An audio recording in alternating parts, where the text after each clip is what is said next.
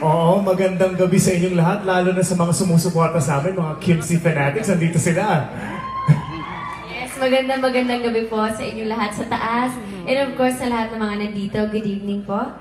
Since we are honoring the film achievements for the year 2014, gusto rin po namin magpasalamat sa lahat ng mga nanood ng Past Tense and of course, Bride for Rent last year. Thank you so much.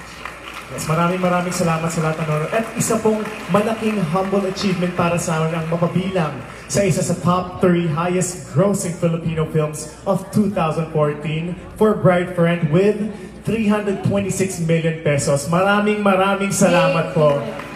Grabe yun.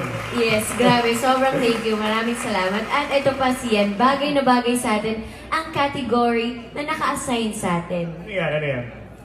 Best Child Performer. Bagay na bagay ang child performer. Alam mo, Kim, ang paningin ko sa'yo talagang mananatiling bata. Maski 30s ka na, 40s ka na, you're always gonna be, in my eyes, fresh and good looking. Thank you. Ilibre kita mamaya. At ikaw naman siyan, para kang bata kung mag-isip. Ay. Wow. May acting pa dyan.